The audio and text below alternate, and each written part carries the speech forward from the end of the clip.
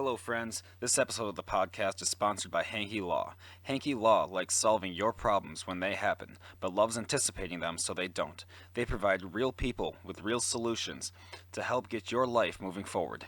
Hanky Law provides criminal defense, family law, personal injury, and civil law. Listen, the legal system can be intimidating and scary. If you find yourself in the legal system, it's important to have lawyers who can explain the process, navigate the legal system, and protect your rights. Hanky Law's experienced attorneys use their knowledge to skillfully defend their clients. Maybe your family is needing representation during a stressful or emotional event. Hanky Law can help. Hanky Law is comprised of Blake and Kelsey Hanky with a family of their own, so you can trust they understand the value of keeping the best interests of you, your finances, your future, and the long-term interests of your children in mind. If you are needing legal help in North Dakota or Minnesota, go to hankyjustice.com or call 701-746-4529. Hanky Law, counselors and attorneys at law.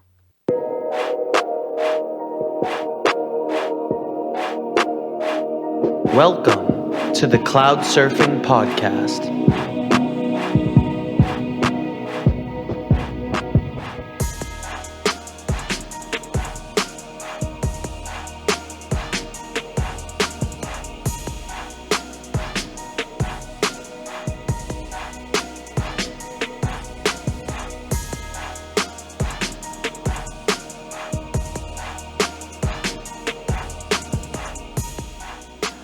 Ladies and gentlemen, today's a very special day. We have a special guest. Ryan Garza will be on here in just a moment. I'm going to pull him up on Zoom, and we'll be right back. Hang on. That's awesome, dude. Well, why don't you go ahead and introduce yourself, say your name, and what you do, and all that other stuff.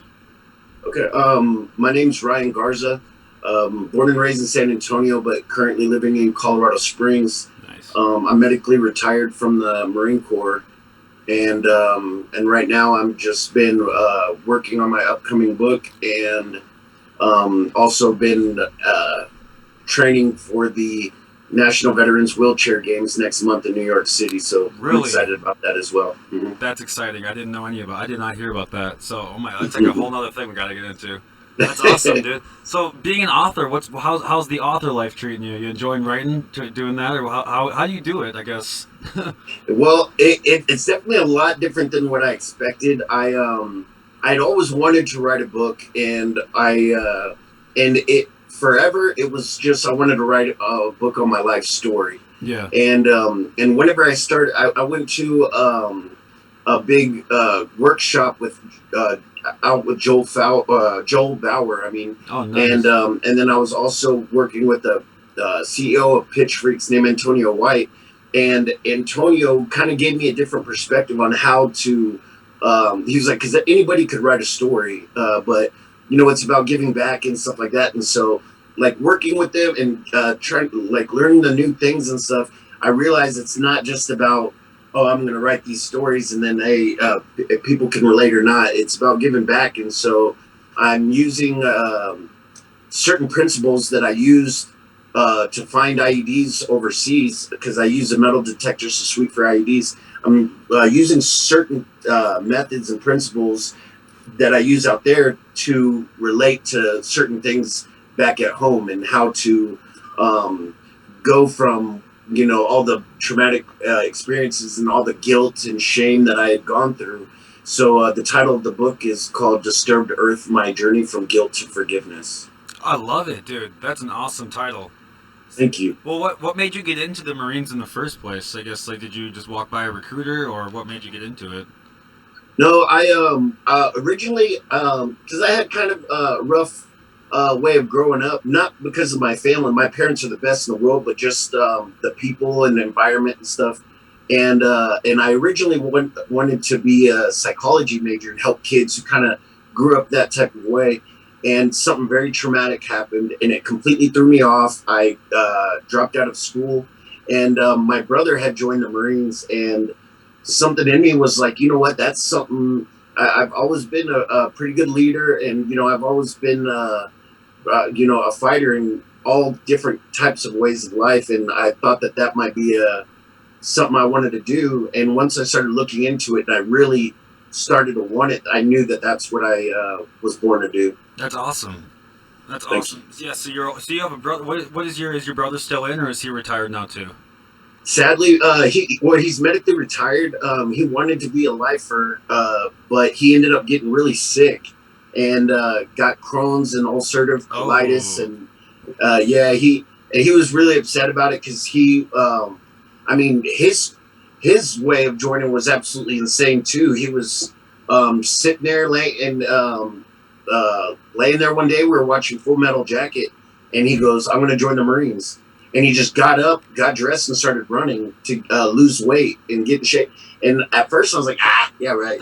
And he did it. He just took off running, and every day just came back, started doing crunches, and he joined the Marines. Man, he might be the only person to be inspired to join the Marines from Full Metal Jacket, man. I'm telling you, not a whole lot of people watch that, and they're like, that is, yes, dude, me. That's all me right there. That's all. Yeah, us Garzas are pretty wild. That's awesome.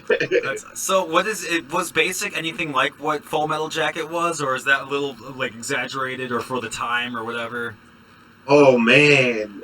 Well, back then it was a lot more physical and stuff like that. They're not. I mean, there had those moments where I think out of a reaction, they might have accidentally put our hands on us. But I mean, not anything crazy like Right. on Full Metal Jacket. Choking you out. The mental game was crazy.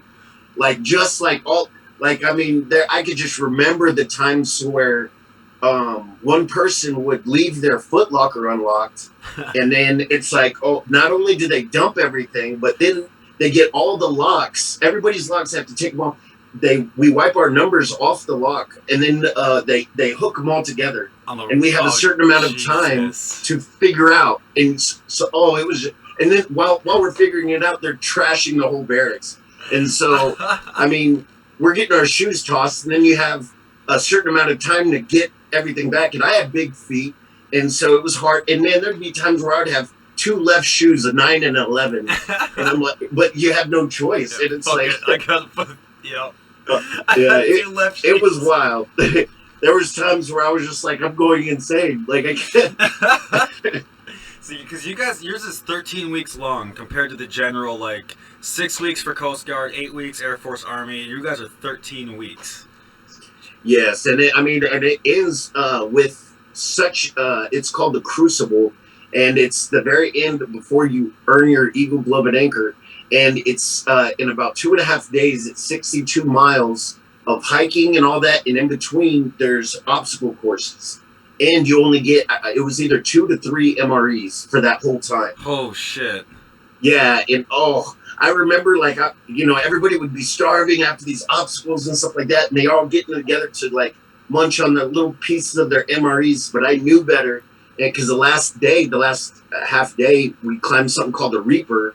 That's so steep, you actually will be on all fours sometimes, having to get up. Holy shit! So I was like, I'm saving all my food for the last day. So I was starving like crazy, but everybody was pretty jealous whenever I had all my food for the last day. Yeah, dude, everyone else probably wanted to fucking be vultures. Hey, man, are you gonna eat that cracker there? Yeah, they were trying to. They're like, "I'll give you $100 for your MRE." I'll give you $100. I'm like, no, dude, there is no amount of dollars you can give me to make me give you this meal right here. Exactly. Dude, so I stormed up the Reaper. I was good. I was never a Marine, but I was a cadet for a while back in the day, from like 12 to 21. And like I remember MREs, and some of those are fucking nasty, dude. Some of you get guacamole or something, or something like, oh, dude. The veggie omelet was the worst. Yeah, dude. But everything else, like it wasn't so bad, because when we would go to certain bases where they were hooked up with, like, if they don't really, people don't really leave the wire, they have all kinds of hot sauces and seasonings. Yeah. So we'd take some of those and take them on the road and make a feast out of it. That's awesome. I remember just the heater bags, because you could turn those into like little. We always would put the heater in it, curl it up and bury it, and then wait till it explodes underground and like watch the dirt fly up, because we were like 14. It's like, yes. That's what we would do with them. It's terrible. Eat our food freezing cold so we could blow up some dirt. It's so dumb. I love those heat, because I would eat the MREs usually cold, and then I would save the heat things, and I would get a whole bunch of packets of oatmeal. And so I'd use damn. heat things to make oatmeal, and that was heavenly out there. Dude, those are things you must have. What other tricks of the trade did you learn like that from like MREs? Do you have like, because you saved up all the heat things to make oatmeal. Do you have any other like specialties that you would like? Well, I could tell you a big specialty whenever it came to water, like cooling down water. So we, like my first tour, it was like dropped in the middle of nowhere. We have no AC. We have nothing. I mean, our trucks didn't have AC. It was brutal. I mean, I would have migraines all the time. I remember there was a time where I was in the truck and I just feel scalding down my side. And I looked and it was my deodorant that had completely melted and dripped all over. Oh my God. Yeah, and we would get done from a mission, and all I wanted to do was chug water. And I mean, I would go like, and it was just boiling hot water. And so what we would do is we would get our big like tube socks, or our boot socks, and we would put 2 water bottles inside of it, and then we would soak the sock in the water and all that, tie it to our truck, then get another water bottle and kind of stuff the top part of the sock in and put it upside down, so keeps the water running. So that throughout the night it slowly pours the water on it. So about 4 in the mornings, the breeze from the night would cool it off. And like 4 in the morning, you just see everyone hopping off their trucks, grabbing and start chugging from the socks. It was a miracle that we were able to do that. Dude, but oh my God, it was amazing. Dude, add some engineering. I would have never thought that. You guys made like a swamp cooler in the middle of the desert, basically. Yeah, that's why they tell Marines adapt and overcome. Yeah. So your first tour, what was that like? The first tour, it was just mostly miserable from just the heat, and then we were in like a 100-man tent. It's called a circus tent, and there was like 250 of us in there, and there wasn't like any room, so there were bunk cots that were just terrible, and if you even blink funny, like it just tumbles down and breaks through.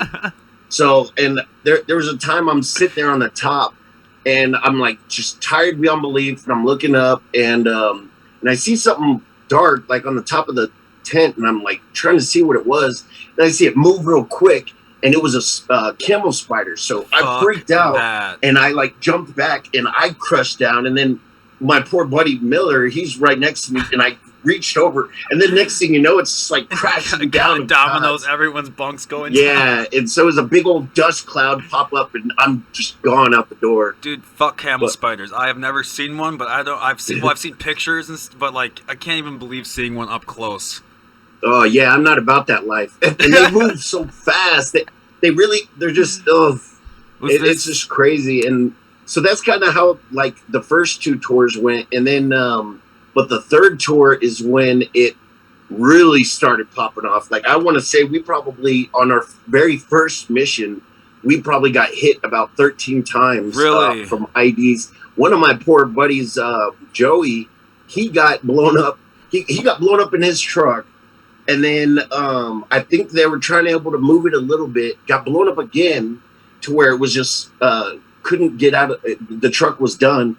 So a security vehicle came to like get them out and take them away. And then he got blown up a 3rd time in the security vehicle. Oh my God. Yeah. So it was like, I mean, it was a lot different. So I was trained before to be a sweeper and dismount the truck to sweep for metal detectors. But whenever we knew it was getting this bad, then that's when they said, okay, well, you're going to be on the sweep team for sure, but we're also going to get you a bunch of medical experience to be a first responder. Gotcha. So I got some amazing medical experience. And so then no matter what, whatever happened, anybody got blown up or anything, our truck is the first one to get there to assess the casualties and then look for other possible IEDs. So when you're in training, I can't think of like after basic training you go to like tech school or what for IEDs or something, right? You learn how to sweep there, or what is that like on the job? Well, actually, that wasn't even my original job. My original job was motor transportation, just to be like the truck operator and drive on missions and stuff. But whenever I had no idea we were even fighting in Afghanistan. At that time, all we heard was Iraq, Iraq, Iraq. Yeah. So when we were about to do our first tour, or my first tour, they said, "Hey, we're going to Afghanistan, and there are a lot more on IEDs, so we're going to need a sweep team." And at first, I just thought that seemed insane. I was just like, "Yeah, right, no, I'm not going to do that." And I got voluntold to do it. Yeah. And but then it ended up being a the best thing, and it's I didn't know much about trucks, and I could drive them like crazy. I could pull anybody out of anything, but I just don't like the maintenance part of it. Right. And this was something that I truly had a passion for, and I was able to spot what we called like certain things called disturbed earth, which kind of looks like a discoloration of the ground, like you could see that someone had dug there or something. And that's when we realized it was a possible IED. And that disturbed earth is kind of how I got the title of the book, is, that's recognizing the patterns and, it possibly being an IED or something destructive in life. So with IEDs, I've read that they occasionally, like, you have rollers on the front of your trucks. Is that true? Where, like, to try to blow it up there instead of back here? And see, those worked for a while, and they still do great. But the thing is that the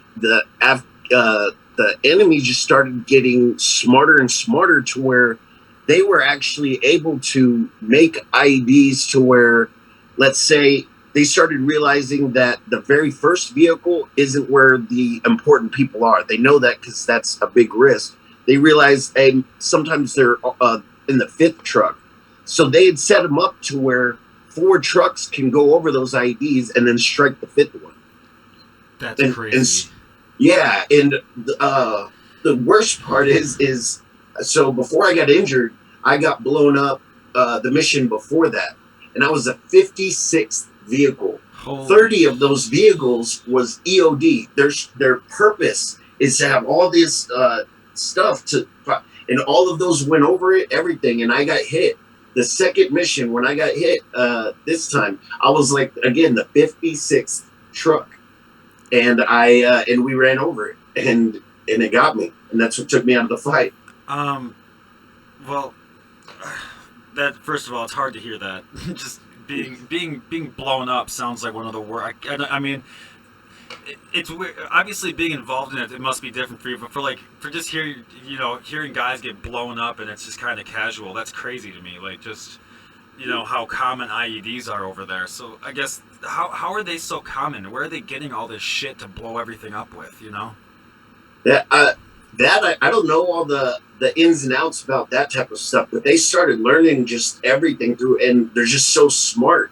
And they another thing that kind of got sweepers like myself like a little edgy was they even started finding out how to make IEDs to where we couldn't detect them with the metal detectors.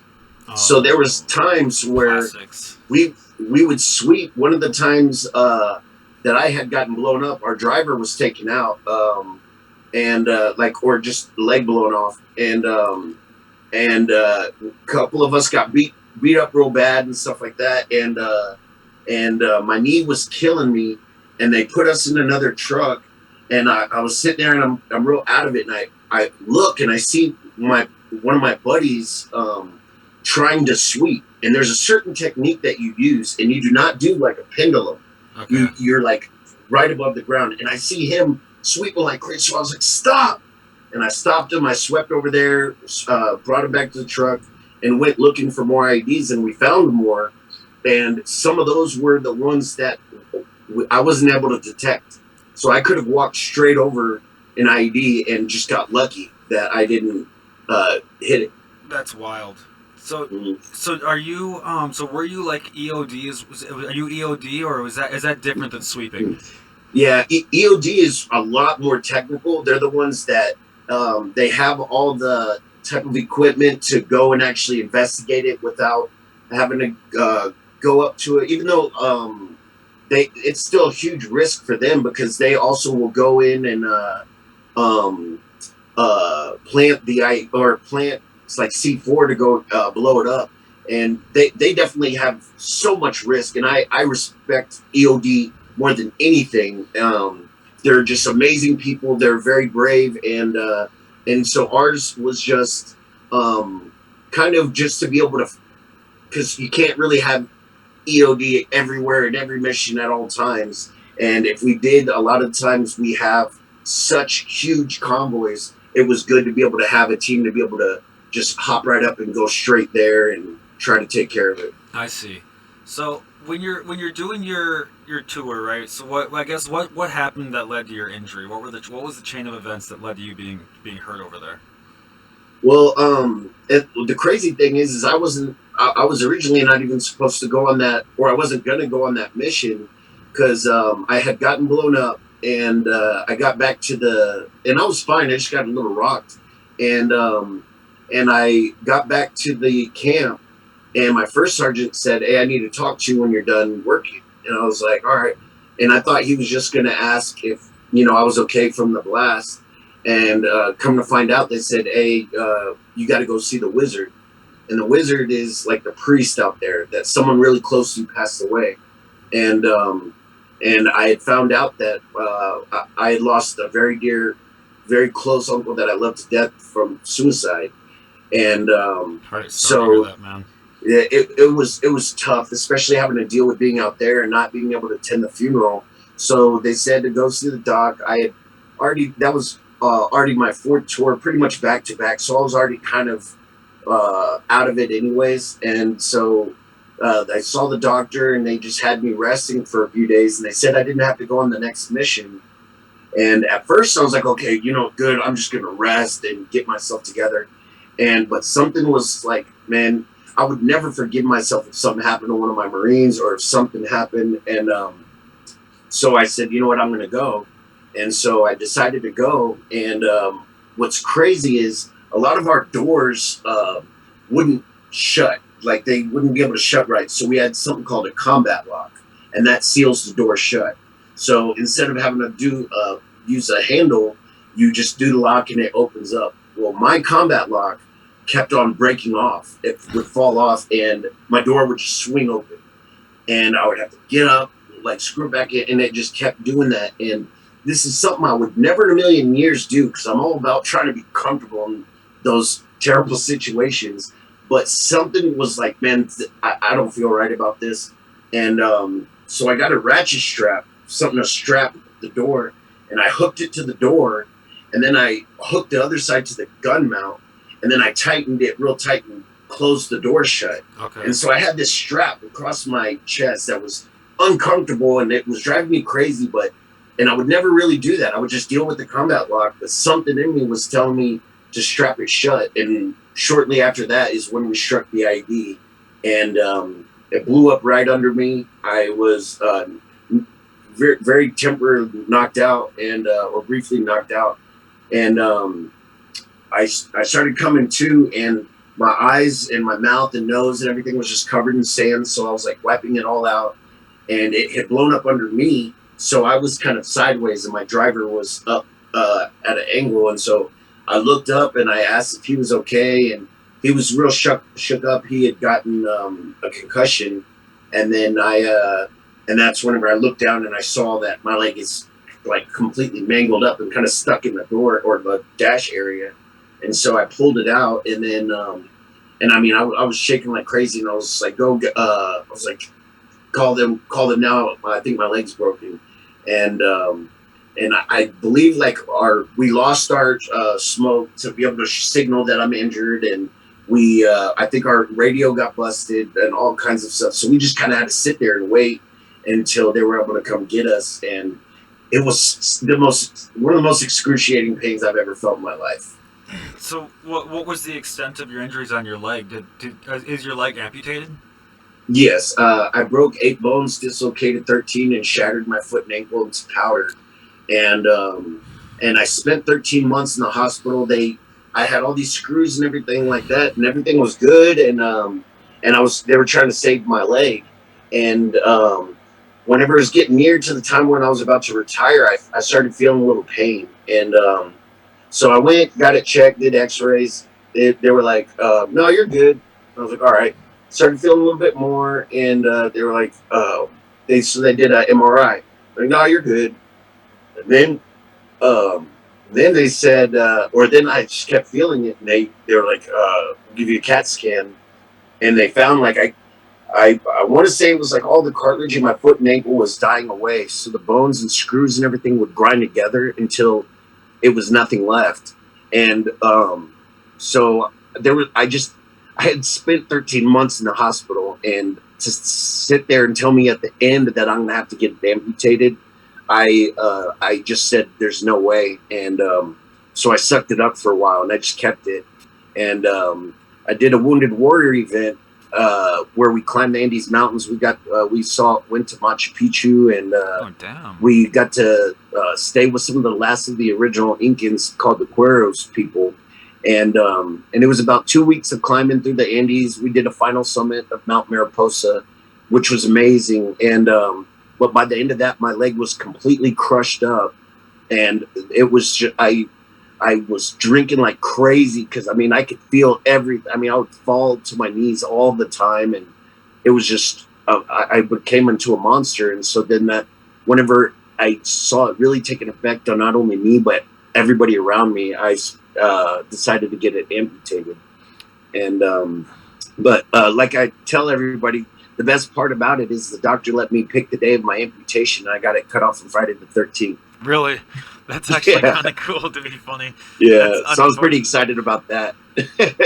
What I guess it's just I can't even imagine, to be honest with you. You know how many of your friends and you like is it pretty normal for everyone to be affected by IEDs over in Afghanistan? Like just about everyone who goes. Oh yeah, and I mean, and everybody's affected in so many different ways. Something that really caught me very much off guard is I never really had nightmares, and I never had anxiety attacks or anything like that. I slept great overseas. The hospital obviously was different because I was in pain, but I wasn't suffering that much. And it was whenever I came home and I didn't have that environment of being around my Marines, and I didn't have any. I just was back home. That's when everything started to hit. That's when I started having the most insane anxiety attacks that I thought was having heart attacks, and I had nightmares every single day, and it was painful. I couldn't sleep, and it was just one big nightmare. So was it? I'm guessing. You know, was this something that they were able to help you with at all, with like medication or anything like that, or were you pretty much just kind of left there to dry? No, they do. I've gotten amazing help, especially the Semper Fi Fund. I like it gives me goosebumps just thinking about it, because one of the things that really got me real depressed was I never took taking a showers for granted ever in my entire life. I would always just soak it all in, and I just loved it. And whenever I had to go home and I was like crawling in and out of the shower all the time and having to sit there, it was so depressing. And yeah, I was on all the meds that the VA kind of throws at you at the time. And then, but then out of nowhere, I didn't even ask for it. This amazing woman, Tina, that's with the Simplify Fund, she got some people together and got a shower built at my parents' house for me. A shower And built? yeah, like That's they built really in a cool. shower that had like handbars and a seat in there, and it was the best feeling in the world because I was able to like. Sometimes if I had to wash and stuff, I would get up and I was able to stand on one leg and use my knee on the seat Yeah. and do all that. But I was able to just sit comfortably. I didn't have to worry about busting my teeth out, crawling in and out of the tub, and just having to sit there. It's depressing. And there's times where I would just zone out because, you're sitting there, you feel the comfort of the water hitting you, but then you just get in this dark place. And that helped with my mental health so much, just that alone. Yeah. I mean, has mental health been the bigger challenge for you out of the whole thing? Yes. And the thing is I was present back in 2016.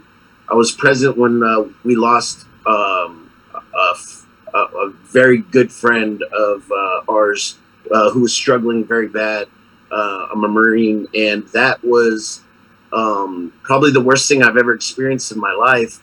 And and I thought that was the end for me. And I kind of just, I didn't, I, I didn't know how I'd be able to recover from that, but I got to the point where I was like, I'm willing to try everything. Like if there's something, and so I did all these brain treatments, I did alcohol treatments, I did everything I could possibly do, and it helped a certain amount, but I didn't have a purpose in life. I still was just sitting here, dying away, drinking myself to death. I couldn't get those. I mean, I was able to forgive myself for certain things, but I couldn't let go of so much. And that's why with this book and with this process that I made, I've been actually able to apply the process on my everyday life and getting rid of all that guilt and all what I call unnecessary weight with a bunch of things in life that I held on to that I should have been able to let go a long time ago. I mean, even little things because they pile up, and then able to forgive myself and move forward. That's when I was like, okay, you know what? I've got to get back, and I want to help people this way. And there were certain things that happened that got me in that mindset to give people hope, and certain situations that had happened that kind of struck out for me, and then whenever this started coming out, and I started kind of speaking about my story and seeing how many people can relate whenever it deals to, the depression or mental health or suicide or disabilities or alcoholism or everything that goes with it, at being able to tell my story and have them relate and say, I've been there, I felt that, and this is I'm not saying the process will help everybody, but this is something that saved my life personally. And so even if it saves one person, that's everything to me. And so that's my mission, is to break the cycle. And just from an outside view looking in, even if the only life it saves is yours, that's a life worth saving, dude. Absolutely. If the only life you save is your own, that's fine with me. A lot of people need to realize, today's society, we really like to help others and put ourselves last. I mean, not everyone, obviously, but what I've always felt is like it's hard. Growing up, I was a cadet forever, and my grandpa was in the military, and I wanted to follow his whatever, and I'm medically not allowed to join. And that was kind of like a crusher for me. So it almost feels like part of your personality gets left behind when you finish up a chapter. Do you feel like that was part of the problem at all for you? Like maybe like when you left the Marines, like, okay, now I don't really have, like, that part of me isn't here anymore. Like, so maybe, so I'm trying to find the right way to put this into words. Are you kind of getting what I'm saying though? Yeah, I definitely understand what you're saying, and it was definitely like that because I was so good at my job, and I was good at training Marines, and I was good at I was a wild one, and I screamed all the time and all that, but I always did everything the way I was taught how to be a good Marine, and I had that sense of purpose, and whenever I went home, it's like, not only do I not have a purpose, I'm not able to help. I can't train my Marines. I can't do this. I can't even talk like a Marine because everyone thinks I'm a psychotic nut. And so it was leaving a whole lot behind. And then to add on with the injury, and at the time I had suffered from traumatic brain injuries. So for a while I would stutter a lot, and I shook, and I forgot everything that I was saying all the time.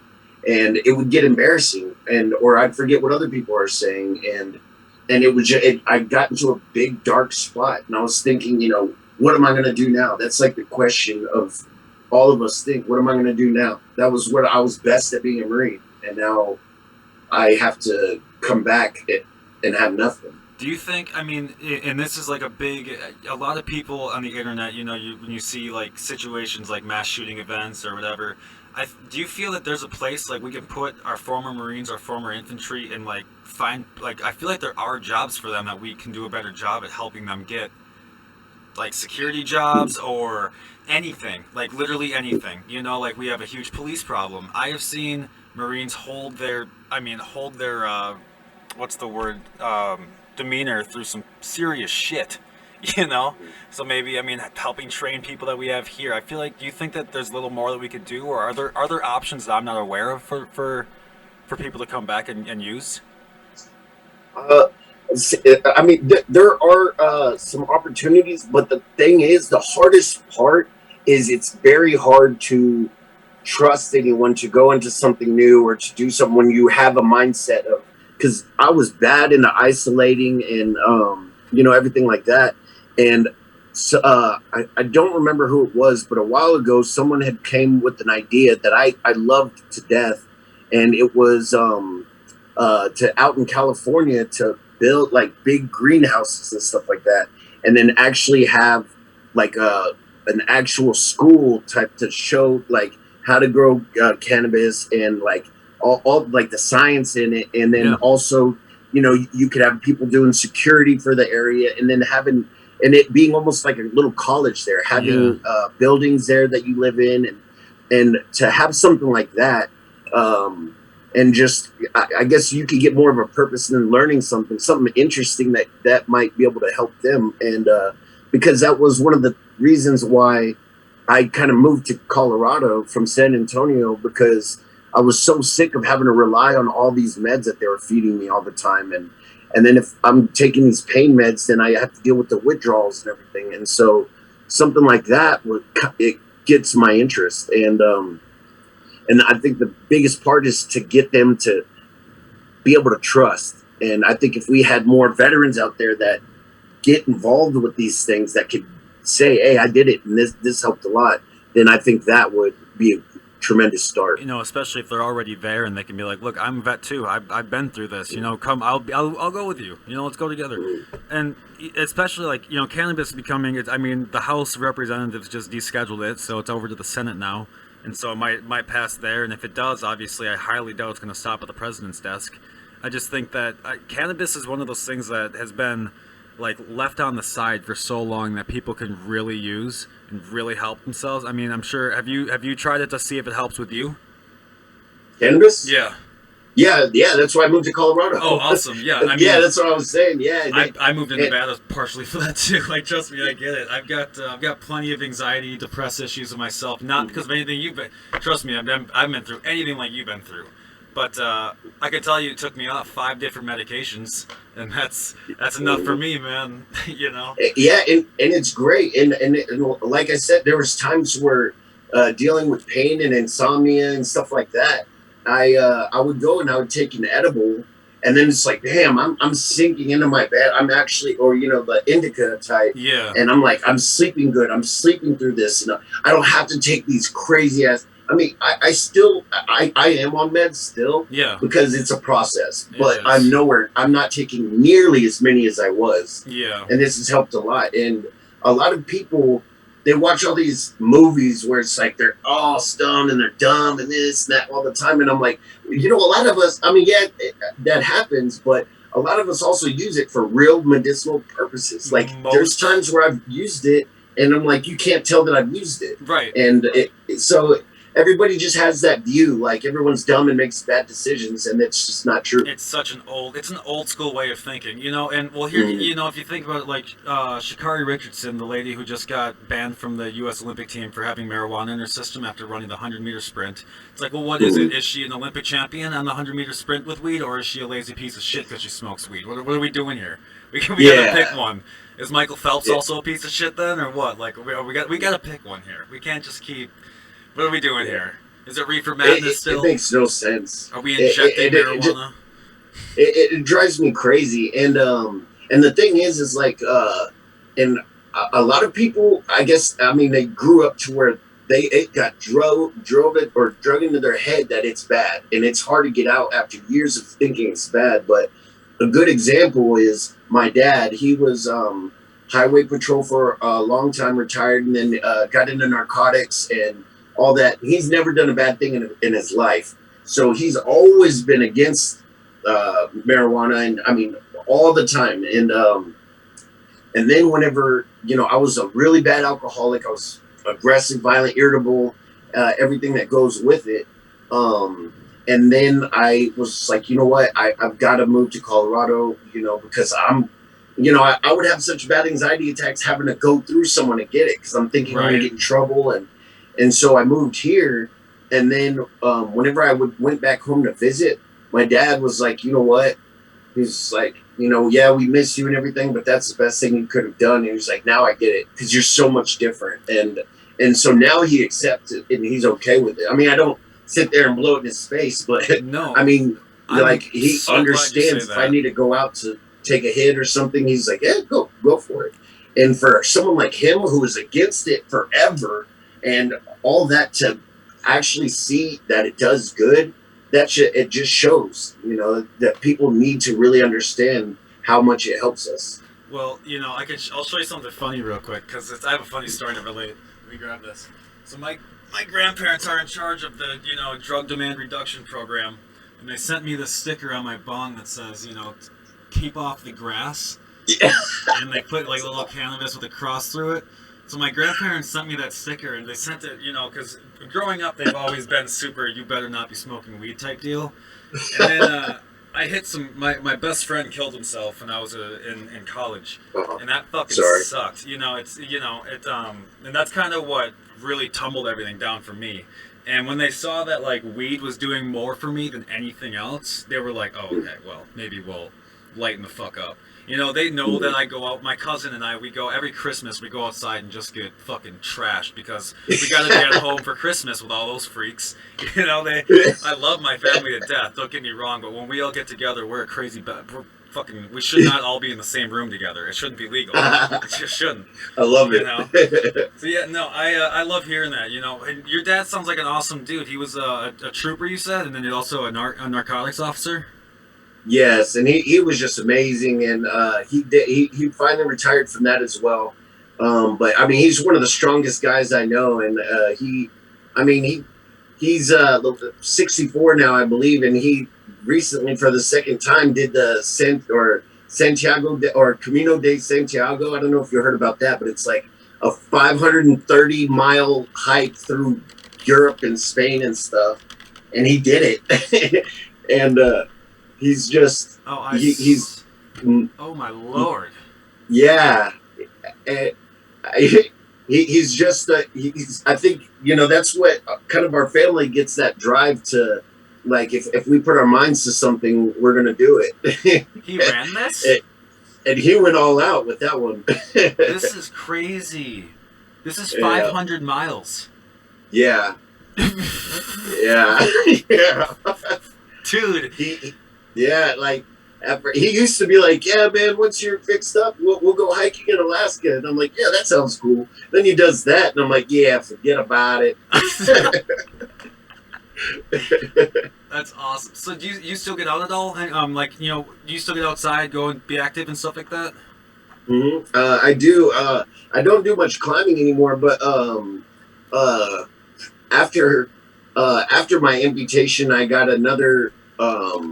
The people who saw, because I was the first to the top of the final summit in the Andes, and those same people were like, hey, well, we would like you to climb this 14er. There's a 14,000 foot mountain. And I was like, well, when? And they said in like June or July, which was 5 months after my amputation. And I was like, you're crazy. There's no way. And but they were like, just try it. And you can stop at any time. And I went ahead and went for it, and I did it. And so doing that, it was like, oh, well, I guess I can do stuff. And even though I've still went through a rocky road, like now this year I just went snowboarding for the first time. I've been surfing. I just do whatever I can. I have a Harley. I still ride my Harley. And, hell yeah, dude. I don't let this keep me down at all. And they actually did a YouTube video on that 14er, and it's called Ryan Garza, What's Your Everest? It kind of talks a little bit about the journey and like before my amputation and then afterwards, and then kind of has little clips of me making it to the top. But that was my first step after my amputation, where I was like, you know what, I can do things that regardless if I don't have a leg. I still go scuba diving in it. I'm actually going on a scuba trip in Cozumel on the 2nd. And the best part about scuba diving is whenever I'm diving, I could feel all the way down to my toes that aren't there. Yeah. So it just feels like your whole leg is there again. Feels like my whole leg is there. That first time I did that, I was in Hawaii, and I jumped in, and I was like, oh my God, I almost lost the group because I was looking back, and I'm like, I felt my entire leg there. And so it was just amazing. And I did some skydiving out there, and I just about a little less than a year ago, I got certified to paraglide, and it's just so many things that I might not have ever tried if I never climbed that 14er, because that was that little bit to give me hope that if I could do that, then I could do pretty much anything. Can I show a clip of your video quick on here? Would that be okay? Oh yeah, absolutely. I want to show this because here I'm watching the video of you getting to the very top here right now, and you've got your sign that says you made it to the top. This is so cool. You're standing up here. This is awesome, dude. Man, I feel like such a pussy now, dude. I have never climbed this fucking mountain. I've never climbed this fucking 14 or none of that shit. I gotta go start climbing mountains and shit now. Punch holes and drywall. It was the hardest thing in the world, but what gave me another push was have you ever heard of Eric Weinheimer? I believe that's how so he climbed he was with us on that Andes climb, and we had kept in touch. He's so awesome. I mean, the fact that he climbed Everest blind is insane, but he was on this 14er one, and I mean, I'm hurting. I just got this prosthetic that was terrible. I kept nearly falling on my face, and I mean, I kept looking up, and I'm like, gosh, it doesn't seem like I'm getting any closer to the top. Yeah. And then someone was like, hey, Eric's up there, and he said he's not coming down till you're up there. And so I was like, so that's when I was like, okay, I gotta keep trucking. I got Eric, and he's blind up there, and he smoked me. I got to get up there. Dude, Eric's the coolest too, because like he'll like talk to you too, like, and he'll look you, or like he doesn't even look like he's blind. Like if you didn't know he was blind, you'd have no idea. He just looks at you right in your eye, like somehow. Yeah, he's so awesome, and he's so hilarious that, I mean, just hanging out with I would crack up every time I'm with. He just is such an awesome guy, and he never lets anything bring him down, and he's just got a heart of gold, and I just love the guy to death. That's awesome, dude. Do you guys still keep up? Well, not so much, but after I had lost my friend, I was living out in California, and he had sent me one like a book for motivation, and signed it and said he hopes I'm okay, and it was just stuff like that, because I know he's a busy guy, and I know, so but the fact that he thought about me and sent that to me, it was just like that's that brotherhood, that's that love, and bringing us together. Even though we have those different disabilities, we're able to come together as a team, and it was just an amazing feeling. That's awesome, but dude, that's so awesome, man. I love your story. I really do. You have an awesome story. Thank you very much. Have you ever heard of something called an SGB? You ever heard of like an SGB shot? No. Something that one of my friends has gotten. He has PTSD as well, but it's a stellate ganglion block, and it goes into your neck, and it like is a local anesthesia on the stellate ganglion nerve system. I don't know what the hell that means. I have no idea. But apparently it just like reboots your system and gets rid of everything and starts you fresh. And like once a year you just get it and you're good. And so yeah, it might be something you want to look into. Yeah. Hold on, I gotta put that down. What was it called? It's SGB. SGB. Yeah, if you type in SGB PTSD, it'll show up. Like the Stella Center does it. There's like a group. There's something called the PTSD group that'll help you direct there. That's another thing. I'm pretty sure. Who's the Marine from? He's dating Sarah Palin's daughter, or married to her. Can't think of his name. He's a Medal of Honor recipient. I'm bad with the names. Whatever. Anyway, I'm sorry. Meyer, Meyer, maybe. Who knows? Anyway, he just got it, and it worked really well for him. So, hey, something to look into. That's awesome. I'll definitely try that. And I got lucky because I was at recently. I was at a certain brain treatment called neurofeedback, and it's the only. I've tried a bunch of treatments, and they've all helped, but this is the only treatment that almost. I mean, not completely, obviously, but almost completely took away all my nightmares. Yeah. And that was a big struggle. Plus, I struggle with sleep apnea. So, just being exhausted all the time. But finally getting some rest. I had denied a service dog all these years because I knew I wasn't mentally capable of taking care of it, and I didn't want to be, the type of person to just get a dog and let it just lose what he's there for. And finally, I went to the doctor's brother and I said, you know what? I think I'm finally ready to get a service dog. And the very next day, I got a call from Wayne Kyle, Chris Kyle, the American Sniper's father. And he said he's got a Belgian Malinois and he wanted to give it to a veteran. And so I had gotten, just recently, he had given me the Belgian Malinois, and his name's Major. And so we're awesome. Doing it. Yeah, he outranks me. He outranks you by a lot.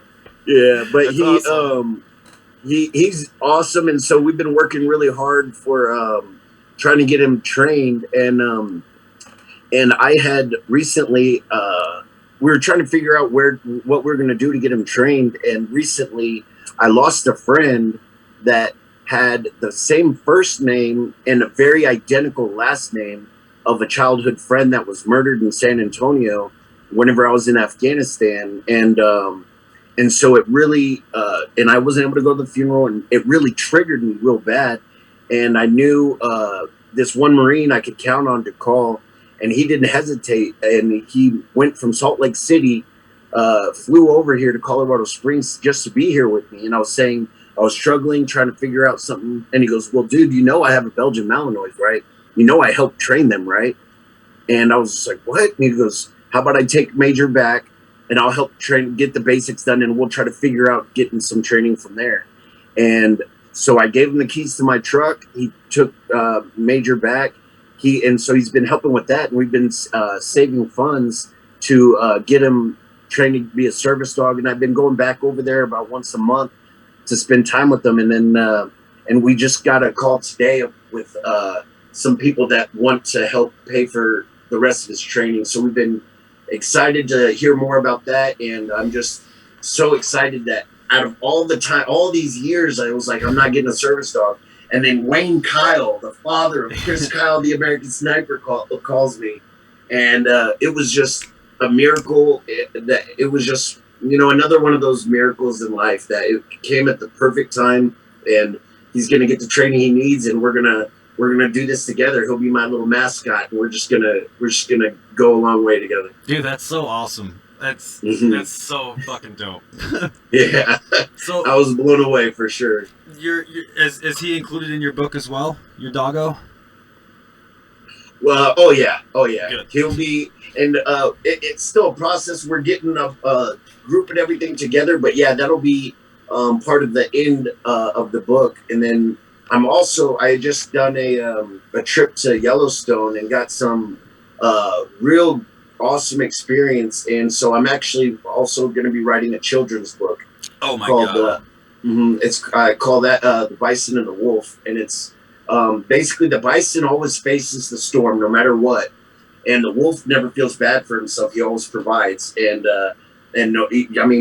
saw this wolf that had gotten a cracked skull, broken ribs, broken leg, and all this stuff, and he keeps going to provide, and he never feels sorry for himself. So I'm kind of incorporating that, plus with some things I learned from the Crow Indians out there, and it's going to make it into a children's book, that a little motivating victory and perseverance type of thing. That's super awesome. Yeah, it's like the little engine that could, but not stupid. It's like, yeah, exactly. But not really dumb. Yeah, no, that's awesome, dude.